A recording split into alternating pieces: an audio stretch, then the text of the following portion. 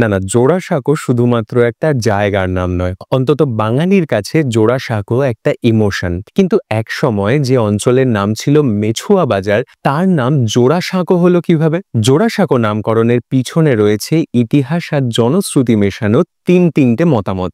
প্রথম মত অনুসারে জোড়াসাঁকো নামকরণের পরে ঠাকুরবাড়ি হয়নি, বরং ঠাকুরবাড়ি তৈরি হওয়ার পরে অঞ্চলের নাম হয় জোড়াসাঁকো। সাঁকো হলো এক রকমের ছোট সেতু বা ফুটব্রিজ, যার ওপর দিয়ে পায়ে হেঁটে পারাপার করা হয়। ঠাকুরবাড়ির ৫ আর ৬ নম্বর বাড়ির মাঝে আসা যাওয়ার জন্য নাকি ছিল দুটো সাঁকো, আর সেখান থেকেই এই অঞ্চলের নাম হয় জোড়াসাঁকো। গল্প হিসেবে বেশ মজাদার বটে, কিন্তু ইতিহাস বলছে ১৭৮৪ সালে নীলমণি ঠাকুর জোড়াসাঁকো ঠাকুরবাড়ি তৈরি করেন। তার ঠিক পরের বছর মানে ১৭৮৫ সালে কলকাতায় প্রথম থানার তালিকা প্রকাশিত হয়। ৩১টা থানার তালিকায় অন্যতম ছিল জোড়াসাঁকো থানা। মাত্র ১ বছরের মধ্যে ঠাকুরবাড়ির দুটো সাঁকো থেকে গোটা অঞ্চলের নাম হয়ে ওঠে জোড়াসাঁকো। এটা বিশ্বাস করা সম্ভব বলুন? তাই আমাদের আসতে হয় দ্বিতীয় মতামতে।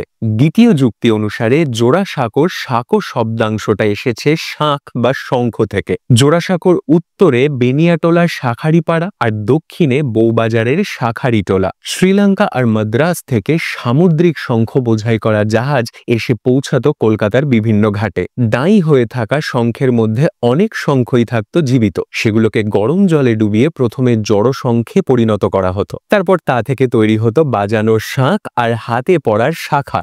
জড় শঙ্খ শব্দটাই নাকি সময়ের সাথে লোকমুখে হয়ে ওঠে জোড়াসাঁকো। যে সময়কার কথা বলছি সেই সময় কলকাতায় ফার্সি ভাষার যথেষ্ট প্রভাব ছিল, আর সেখান থেকেই তৈরি হয়েছে তৃতীয় মতামত। তৃতীয় বক্তব্য অনুসারে বহু শিক্ষিত বাঙালি ফার্সি ভাষা জানতেন। ফার্সি ভাষায় স্বর্গে যাওয়ার রাস্তাকে বলা হতো জোরওয়ার সাক্কো।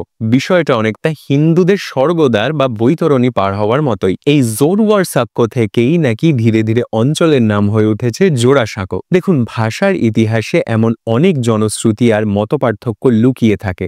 সাঁকো, শাখা, জোরওয়ার সাক্কো, যেখান থেকেই অঞ্চলের নাম আসুক না কেন, আজ জোড়াসাঁকো বাঙালির কাছে তাদের প্রিয় ঠাকুরবাড়ির ঠিকানা।